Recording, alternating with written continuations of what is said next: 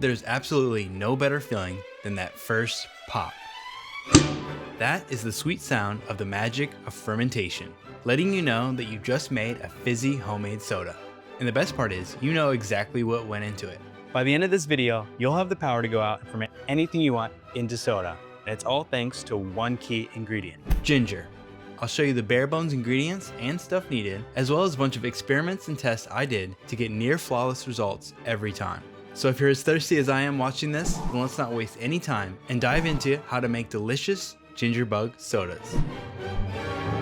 Wait, ginger bug? No, not that type of bug. Ginger bug is basically a collection of healthy bacteria and yeast that drive fermentation. Specifically, this is a lactofermentation, and those little bugs are found in and on ginger root. They consume sugars and are probiotics that can have all kinds of health benefits, like maintaining a healthy gut microbiome, improving digestion, and even boosting immune function. But I'm not a doctor, I just like the fizzy stuff. You can think of ginger bug like a sourdough starter. It's something you'll need to feed and protect with your life, but in my opinion, it's way easier to start and maintain than a sourdough starter. And it only takes 3 ingredients. Ginger, preferably organic, as big produce tends to spray non-organic foods with things to prevent bacteria growth, which can make this process harder for you. But I have used non-organic, and it works if that's all you can find. Water. Like many fermentations, it's best not to use tap water unless you know exactly what's in your water. Some cities in the US treat water with chemicals to prevent bacteria growth, so go with filtered, spring, or even distilled. And lastly, sugar. There really is no fermentation without sugar. Everything you've ever ate or drank that went through fermentation had some form of natural sugar in it. It doesn't really matter what you use for this, but the simplest option is plain white sugar. It's easily fermented and easily available for cheap. But if you prefer honey, agave, or even coconut sugar, be my guest. Just don't use sweeteners like stevia or Splenda. Those are not real sugars, so they will not ferment. But if you find your final ferments are not sweet enough, you can always add those for an extra boost of sweetness. Alright, confession time. I've made a bunch of ginger sodas on this channel before, like fermented lemonade, ginger beer, and even root beer. And for all those, I used my homemade ginger bug. But unfortunately, I left my ginger bug unfed and unloved for far too long. And it has since gone on.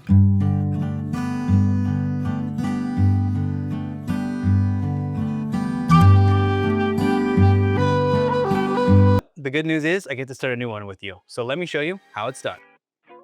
Start by chopping up 10 grams of ginger, skins and all, but make sure you wash it first. Don't worry, there's still plenty of good bacteria and yeast in there, even after a wash, so don't be nasty. Add it to a mason jar. I like to use mason jars because it has a lid, but you can use whatever you got. Then add in 10 grams of sugar. I'm just using the white stuff. Lastly, add in 250 milliliters of filtered water. I like to seal on the lid and give it a good shake to make sure the sugar is well mixed. I then loosen the lid so it's just barely on. Or if you don't have a lid, use a napkin and a rubber band. This helps keep the actual bugs out, like flies, but also allows the fermentation to expel gas out. As you'll see later, fermentation not only creates more complex flavors, but it also creates CO2. This is what makes soda fizzy. But as fermentation is just getting started in the ginger bug, we don't want to seal it down and cause any explosions. Now for the next 3 to 5 days, you'll need to repeat those last 2 steps. Adding 10 grams each of chopped ginger and sugar, mixing it up and letting it sit on your counter. At first it may seem like nothing happens, but eventually you'll start to see some foaming happening at the top.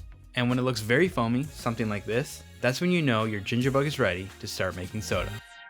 This is where the road forks a bit. On one side is the easy road, one where you'll do as little as work as possible and the results are good and consistent, but you are taking some shortcuts.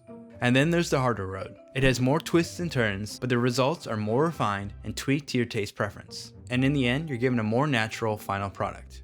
Before venturing onto the road less traveled, let's take the easy street so you can see just how dead simple it is to make soda.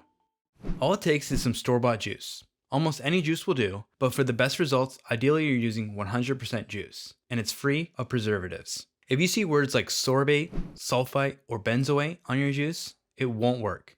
Those will prevent fermentation from happening. Other than that, the world is your oyster. Pineapple juice? Yup. Orange? Oh yeah. Peach cranberry? You bet. Tomato juice? Sure. But why? For today, I'll just be using some Welch's grape juice, because I love me some grape drink. It's grape soda. Now let's real quick talk about bottles. I've experimented and tested a bunch of bottles, from small to big, clear to brown, plastic to glass, and I landed on these specific bottles for a few reasons. 1. They're fermentation grade, meaning they hold pressure. Many glass bottles are not fermentation grade, especially decorative or organization specific bottles. That not only means they could potentially lead to exploding bottles if they overpressurize, but they could also not hold pressure at all. I found that out the hard way on some early test batches with these bottles. Nothing. 2. These are large, 1 liter or about 33 ounces, which means you don't have to worry about cleaning a bunch of small bottles. You can batch this a little bigger and have even more to enjoy throughout the week. And 3, they're clear. There's something just aesthetic about clear glass. It lets you see what's going on inside and looks delicious. Plus, it helps you remember what you actually made. If the idea of a glass bottle bomb scares the crap out of you, then I have some suggestions. I would say swap out the glass for something like plastic. Specifically, this is PET, which is a food-safe and reusable bottle, and it's perfect for home fermentations.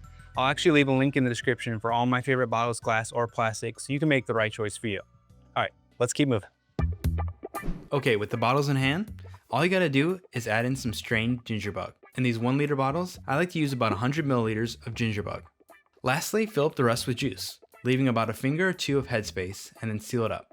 If you find that your juice is too sweet, you can always cut it with a little bit of water. It might take longer to ferment, but if you're watching your sugar intake, this is a good option.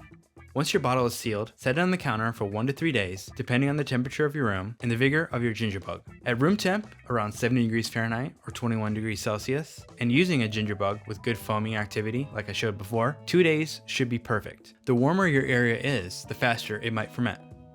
What about burping, you might be wondering? And no, I'm not referring to the feeling you get after the soda. I'm talking about releasing pressure from the bottle quickly, every so often during fermentation. This is said to help keep you from getting exploding bottles or overly fizzy drinks. To me, it really depends, but generally I'd say it's a good idea to go ahead and burp after 2 days. This will also give you an idea of how fermentation is coming along. If it pops, then I'd say tomorrow's the day. But if you get nothing, then give it a couple more days. Or you might have a leak in the seal of your bottle. The benefit of using plastic is you'll feel the pressure build and the bottle will get hard. For plastic, no burping is needed as long as you keep an eye on that pressure. Whenever you decide it's ready, the next step is crucial. Put the bottle in the fridge overnight, or for a few hours at least. If you've ever seen clips of people's bottles exploding everywhere, it's likely they skipped this step. You see, when carbonation is released from warm liquids, it goes everywhere and does not hold onto your drink. So not only will it be all over your ceiling, but whatever's left will be flat. Cold temperatures help the CO2 dissolve into the soda and will keep it from frothing everywhere, as long as you didn't let it ferment too long in the previous step. But once it's chilled, it's finally time to pop the top, pour, and enjoy. And I absolutely love how it transformed this grape juice. To me, grape juice is just too sweet, and the fermentation helps cut that a bit, while also giving a lightness with the bubbles. Definitely an elevated version of the drink of my childhood. Simple, right? But if you prefer to go a bit more natural with ingredients and want to be 1000% sure of everything that you're adding to your sodas, it's time for the hard road. And I know I'm calling it hard, but it's really not as hard as so much as it's not as easy as adding juice to a bottle. We need to extract the flavors from the raw ingredients. So today I'm going to go for a Sprite / 7-Up and an orange Fanta, my ultimate favorite soda. Who loves orange soda? These took a few rounds of recipe tweaking, no thanks to those bottles that didn't seal. Here we go again. But eventually, I landed in a great spot. I'll share the full recipe in the description, but you can also use this as inspiration to make your own dream soda. Maybe add some herbs or spices to your favorite fruit and see what happens. Starting with the Sprite, I used 2 limes and 2 lemons. I then painstakingly zested each one.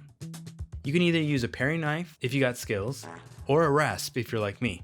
The trick I found to make this easier is to bring the grater to the fruit, not the other way around. It just works a little faster, but it still took a long time. Once I collected all the zest, I added 120 grams of the sugar into the plastic tub and let it sit overnight. The sugars will help extract the oils from the zest. I also did the same for the Fanta recipe, which for that I used 2 oranges and 2 of these funky looking mandarins to help make it a bit more complex, and also 1 lime. I zested them all up and then added 100 grams of sugar into them. I left both zested sugar mixes out overnight, and the next day you can see just how much oil and flavor they extracted. For the Sprite version, I added water into the sugar zest mix and then strained out the zest, and then topped up with water till I was just under 1 liter. And for the orange Fanta, I actually juiced the oranges and the mandarins right into the zest sugar mix. I then strained out the zest and added water up to about 1 liter, leaving room for about 100 milliliters of strained ginger bug for each of the ferments. Depending on the fruits that you use, you may need to add more sugar. For example, that's why I used a little more sugar with the Sprite one, since I wasn't using the actual juice from the citrus. So just know that some less sweet fruits might need more sugar to give it that sweet soda flavor. So I then added the 100 grams of strained ginger bug into the bottle, followed by the juice, making sure to leave a little bit of headspace.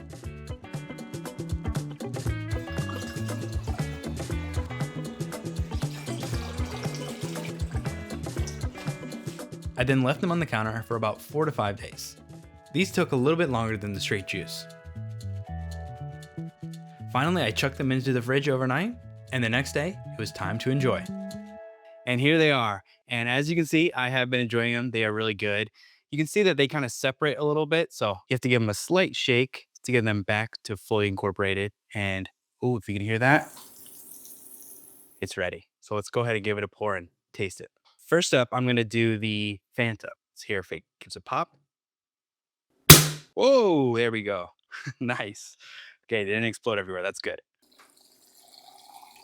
Nice and fizzy. Good color. It's not like a bright orange, but it's very similar to how Fanta can be, especially in like Europe and Asia, which is my favorite Fanta, by the way. Let's give it a taste.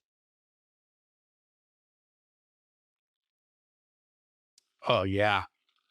That is good. This is honestly perfect. It turned out just how I wanted to.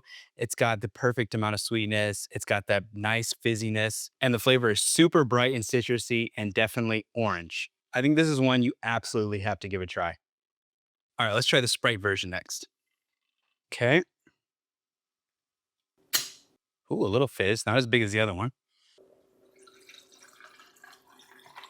So it's not as fizzy, which can definitely happen. It can be something with the ginger bug. Maybe I didn't use enough, or it could be something with the sugars. I know the sugars in juices can be a little bit more easy to ferment for the yeast, or it could be something with the zest or the acidity using things like citrus. Citrus can have natural antimicrobial properties. So that could be inhibiting some yeast growth, but you know what happens, and I'll just have to try it again. But let's see how this one tasted. Oh man, that is, wow. Oh gosh, that is good. That's got a perfect amount of lemon and lime, and it's got a good sweetness. There's a little bit of fizziness there, which is nice. It would be great to see more, of course, but this is really good. It's like a natural Sprite, which is exactly what I was hoping for. One thing I didn't talk about any of these was the alcohol content. Since they are fermented, they technically do have alcohol, but probably more like 1% or even less, depending on how long you let it ferment. And if you're wondering on how long these things might last, I would say about 1 to 2 weeks, but it really depends. Even in the fridge, these are going to continue to ferment, so you want to keep an eye on them and maybe just burp them every like 4 days if you're not going to drink it right away, just to make sure you don't have any explosions. But if your versions turn out anywhere as good as these, then you won't have any problems finishing them up.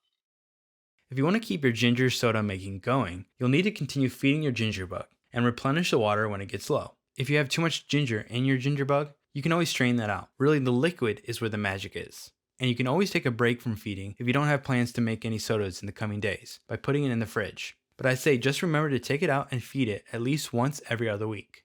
But if you ever see anything black, green, or fuzzy, it is unfortunately spoiled, and it's time to dump and start again. The possibilities are endless. So now I want to know, what kind of soda are you going to make first? And let me know what other kind of sodas you want to see me make. A Dr. Pepper soda? What about a matcha soda?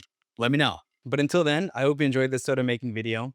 And if you want to see me make a different kind of soda using a completely different technique, then check out this video and I'll see you over there. Cheers and happy brewing.